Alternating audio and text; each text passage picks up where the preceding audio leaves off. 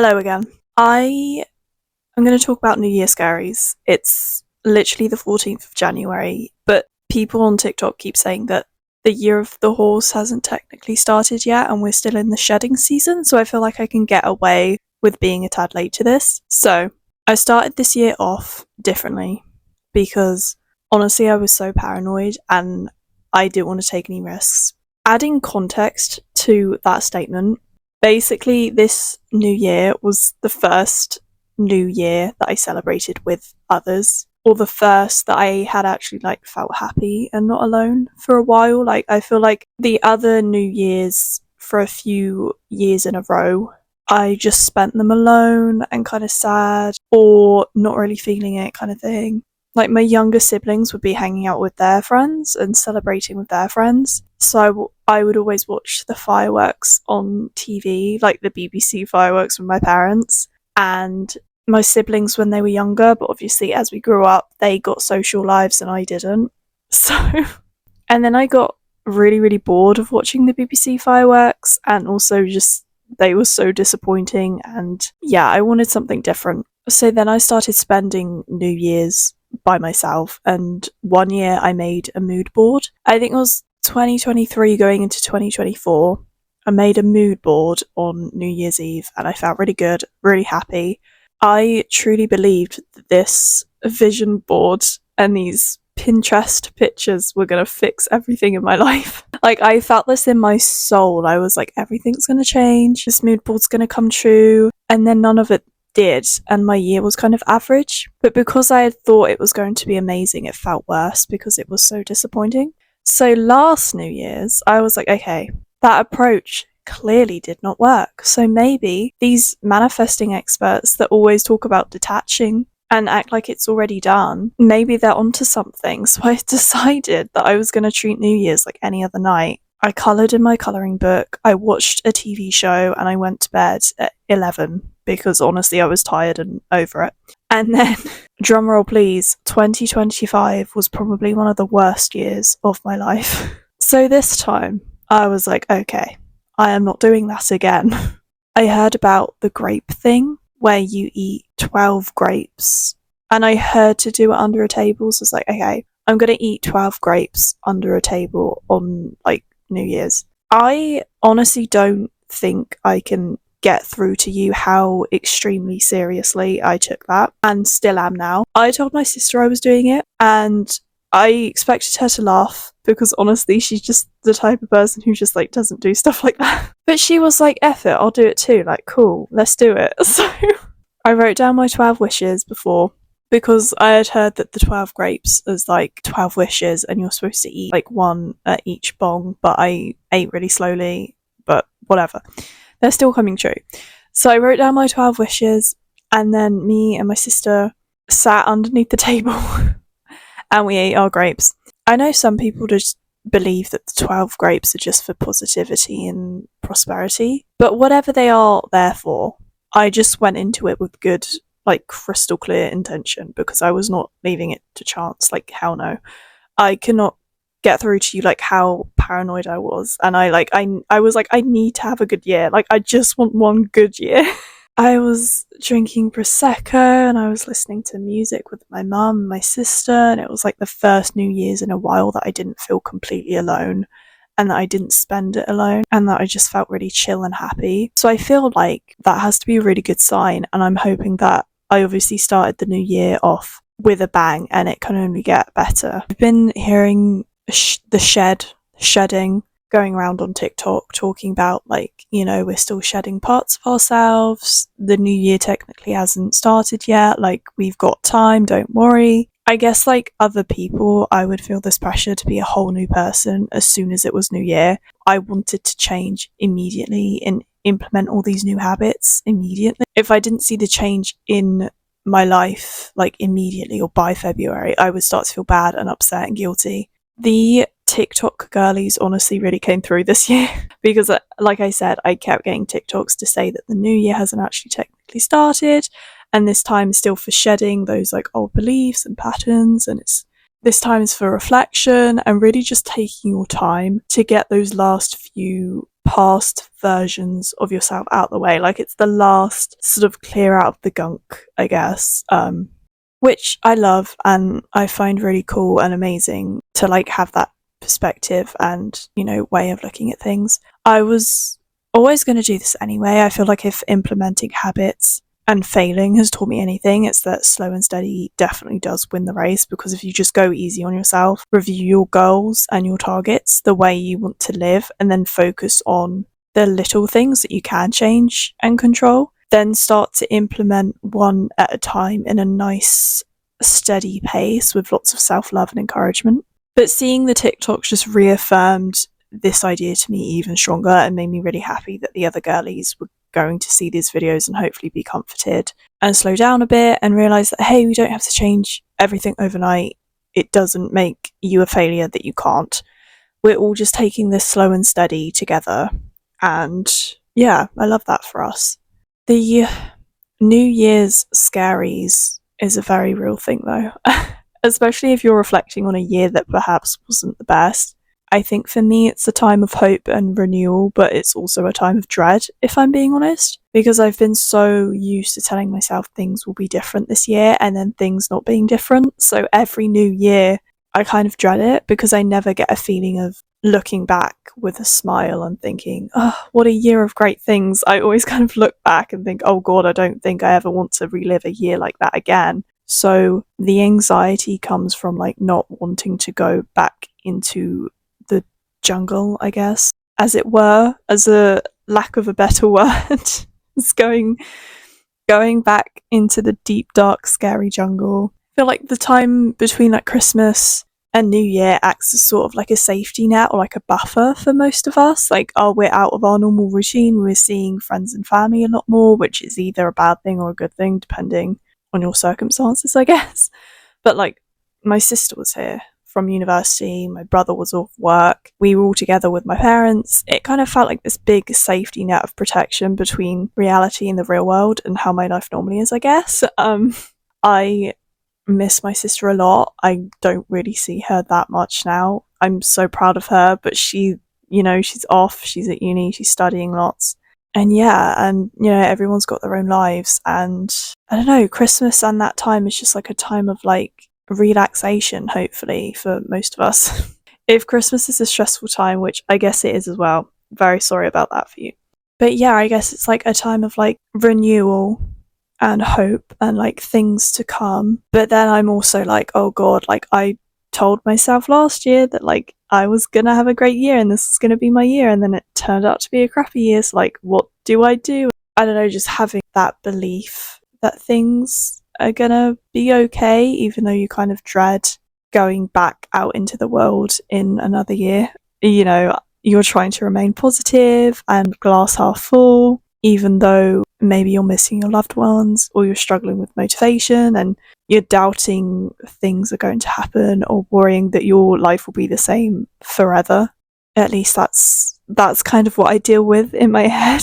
And I think I just have a habit of overthinking and thinking that I've done something wrong, and I'm kind of noticing more and more that I sometimes go through life like a naughty child trying to hide from an authority figure that will tell me off because I've done something wrong, even though I'm a grown woman and I've done nothing to warrant such upset. And, you know, that's something that I have to deal with in my January shed. I feel like my January shed's going to be a lot. I think especially with when things don't turn out how you want them to.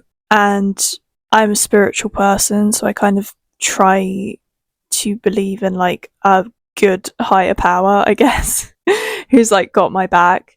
But sometimes it can feel like they don't have your back when things don't go as you want them to. And I don't know, last year kind of really shattered my faith a little bit in my beliefs, but also my belief in myself. And I think a part of me going through life as like a naughty child is I always think that like, oh, maybe I'm just like, I am doing stuff wrong and I am doing bad things, because why is everything going wrong when I'm like asking for help by this higher power who's supposed to have my back? Like, clearly I've done something bad to warrant this. So I think going into the new year, I'm really trying to build a steady foundation in my beliefs, but also my belief in myself, and just creating so much love and trust and confidence in myself that even if my outer reality isn't showing up in the way that I want it to, I can still show up for myself and I can still believe in magic and, good things and in myself and be like, you know what, this is shitty, but I've got me, so it's fine. I think that's one of the main things that I really need to work on this year. And yeah, I'm excited to build that relationship with myself and build a deeper relationship with my beliefs and yeah, just finding out a lot about myself, I guess. I am also been recently listening to the Magnus Archives again. I love that podcast so much. It's like my comfort podcast, especially in the winter. I feel like in the winter, it's just everything. Last summer I tried listening to it and I just couldn't listen to it in the summer. I don't know why. The vibes were just, it's like trying to watch Harry Potter in the summer. I just can't do it for some reason. So yeah, I'm not a summer girly. I like things autumnal and gothic and, mysterious. And for some reason I just can't listen to Magnus Archives in the summer, but hey, maybe I'll try this year because I really love it. But yeah, winter is for Magnus Archives. I've been listening to it. I literally cleaned and did like a whole clear out of my room. I feel like everyone's doing that right now. And listened to like, I don't even know how many I listened to, like 15, 20 episodes just all day, just cleaning my room. So yeah, that was a vibe. Love that. Currently reading The Wheel of Time still. I'm on book 4. I think there's like 14 books or something. I read so much today. I probably should have done like some kind of work, but I just read all day because I was like waiting in for a parcel and we don't have a doorbell. So if you're anywhere else in the house apart from in the living room, there's just no way you're going to hear the door. And I'd already missed it the other day and I did work on my laptop and then it died and we didn't have any sockets and it was this whole thing. And I was like, you know what? I'm going to try and be productive and I'm going to read. And the postie didn't come until 2. So I just read for like 2-3 hours, probably closer to 2. I'm dyslexic as well, so I'm a slow reader, so that's probably why it felt longer. I am currently on book 4. I also am currently watching season 3 of The Wheel of Time, but I realised I had to stop because the events of book 4 happen in season 3 of the show, and I was reading book 3 at the same time as watching series 3. And I was watching all these events unfold and I was like, oh wow, it's like similar but different at the same time, like cool. And now I'm reading book 4 and I'm realising that the events in book 4 are the exact same events that happen in series 3.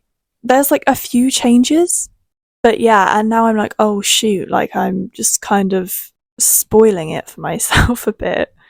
I guess for some reason they just don't really add that many events in from the 3rd book for some reason and just moved on to the 4th.